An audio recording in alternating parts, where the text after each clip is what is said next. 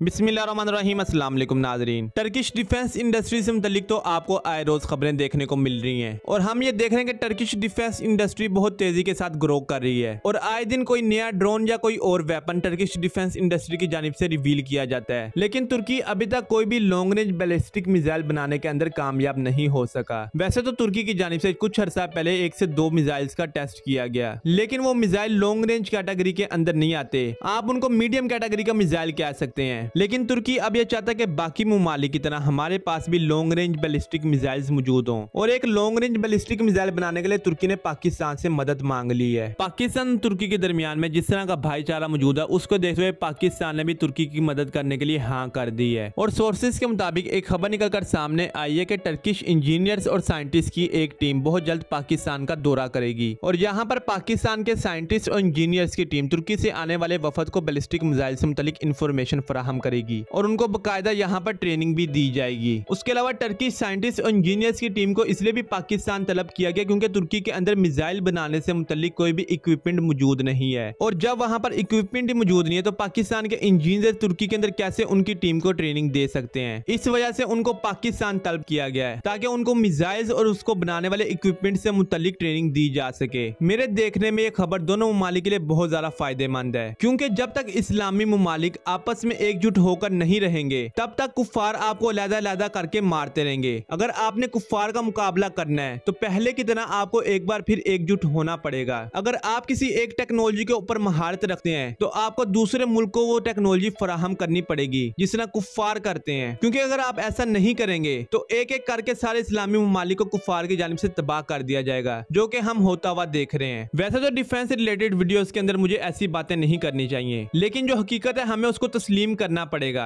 आप हिस्ट्री उठाकर देख लें, नेटो और अमेरिका ने मिलकर किस तरह इस्लामी ममालिक को तबाह किया है। अगर आप इराक की हिस्ट्री को उठाकर देखें तो आपको यही पता चलेगा इराक बहुत ज्यादा पावरफुल मुल्क था और इसराइल को उसकी ताकत किसी भी सूरत हजम नहीं हो रही थी, क्योंकि इसराइल ये जानता था कि अगर इराक इसी तरह ताकतवर रहा तो एक ना एक दिन वो हमारा वजूद खत्म कर देगा। इसलिए उन्होंने इराक को सबसे पहले अकेला किया। उसके बाद सारे कुफ्फार ममालिक ने मिलकर इराक के ऊपर हमला किया और उसको निस्सो नाबूद कर दिया और अभी तक इराक के हालात ठीक नहीं हो सके। उसके अलावा आप शाम को देख लें, लीबिया को देख लें, वहां पर भी दहशतगर्दी के इश्यूज को बनाकर अमेरिका बैठा हुआ है और मुसलमानों का कत्ले आम किए जा रहा है। लेकिन हम लोग इतने बेवकूफ लोग हैं, इतनी बेवकूफ कौम है कि हम लोग ये समझते हैं कि उनके साथ हो रहा है, चलो खैर है, हमारे साथ थोड़ी कुछ हो रहा है। हालांकि ये बात हम अच्छी तरह जानते हैं कि नेटो का ये प्लान है कि हम इन तमाम इस्लामी ममालिक को एक दूसरे से लैदा करें और फिर एक एक कर इन तमाम इस्लामी ममालिक का खात्मा कर दें, और जिसके अंदर वो अब तक कामयाब हो रहा है। लेकिन हम तो हड हराम है, हमें अपने से मतलब है, हमें दूसरे से कोई मतलब नहीं लेना। और अगर किसी का ईमान जाग भी जाता है और वो किसी के खिलाफ आवाज उठाता है तो हमारे यहाँ के लोग उसके ऊपर फिरका वारियत की जंग मुसल्लत कर देते हैं। हम लोग इस बात को भूल जाते हैं कि हम मुसलमान हैं, हमें एक दूसरे की मदद करनी पड़ेगी एक दफा फिरका वारियत को छोड़कर। और वैसे भी हमारे अंदर फिरका वारियत मौजूद नहीं है, बस चंद लोगों को यहाँ पर खरीदा जाता है और उनके अंदर एक केसर फीड कर दी जाती है और वो लोग यहाँ पर आकर बयानात देते हैं और हम मुसलमानों को आपस में लड़वा कर मारते हैं, कभी शिया वहाबी के नाम पर और कभी शिया सुन्नी के नाम पर और कभी सुन्नी और वहाबी के नाम पर, और हम लोग आपस में काट कर मर रहे हैं और वो लोग हमें देख देख कर हंस रहे हैं और खुशियां मना रहे हैं कि हमें इनको मारने की जरूरत ही नहीं पड़ी। ये लोग आपस में एक दूसरे को मार मार कर एक दूसरे का खात्मा कर रहे हैं। और मैं अगर आपको हकीकत बताऊं, जब भी मैं इस किस्म की वीडियोस बनाता हूं उसके अंदर मैं ऐसा तबसरा करता हूं, मुझे भी अपनी फिक्र पड़ जाती है कि कहीं कोई मुझे शिया समझ के ना मार दे या कहीं कोई मुझे सुन्नी समझ के ना मार दे या सुबायत के नाम के ऊपर मुझे ना मार दिया जाए। अगर मैं सच को आपके सामने लेकर आता हूं तो कभी मेरे ऊपर किसी पार्टी की छाप लग जाती है और कभी मुझे प्रो एस्टैब्लिशमेंट कहा जाता है। ये नहीं देखा जाता कि मैं क्या कह रहा हूँ और किस बारे में कह रहा हूँ। अगर मैं इंसानियत के लिए आवाज बुलंद करता हूँ और भारतीय पायलट्स के साथ हमदर्दी जताता हूँ तो लोगों को मेरी हुब्बुल वतनी के ऊपर शक होना शुरू हो जाता है। तो क्या करें, हम ऐसे मुआशरे के अंदर रहते हैं कि जब भी हम सच बोलते हैं तो हमें यह फिक्र लाहक हो जाती है कि हमारे साथ उसके बाद क्या होगा। हम पूरा सच आपके सामने लेकर भी आए या ना लेकर आए, और मुझे नहीं पता कि हमारी कौम कब सुधरेगी। और कौम से मुराद मैं ये नहीं कह रहा कि हमारे पाकिस्तानी कब सुधरेंगे, बल्कि मेरे कहने का मतलब यह कि हम मुसलमान पता नहीं कब संभलेंगे और कब हम होश के नाखून लेंगे और दूसरे मुस्लिम ममालिक के मसले को हम अपना मसला समझेंगे। कब हमें उमर रजी अल्लाह ताला अन्हु जैसा कोई लीडर मिलेगा, कब हमें सद्दाम हुसैन जैसा कोई जंगजू मिलेगा और कब हम डटकर दुश्मनों का मुकाबला करेंगे। खैर, वीडियो का टॉपिक तो कुछ और था, लेकिन हमारे मुस्लिम ममालिक के मसाइल की वजह से मुझे इसके ऊपर एक लंबा चौड़ा बयान देना पड़ा। लेकिन आप कोशिश करें कि अपने अंदर इंसानियत पैदा करें और दूसरों को भी इंसानियत का दर्स दें, क्योंकि अल्लाह तबारक व तआला ये बात फरमाता है कि मैं अपने हकूक तो तुम्हें माफ कर सकता हूँ क्योंकि वो मसला मेरा और तुम्हारा है। यानी मैं हकूकुल्लाह तो माफ कर सकता हूँ लेकिन हुकूकुल इबाद नहीं माफ करूंगा। अगर तुम्हारी वजह से मेरे लोगों को कोई तकलीफ पहुंची उसको मैं माफ नहीं करूंगा। और अगर आप इसको समझना चाहते हैं तो इसके लिए आसान मिसाल ये है कि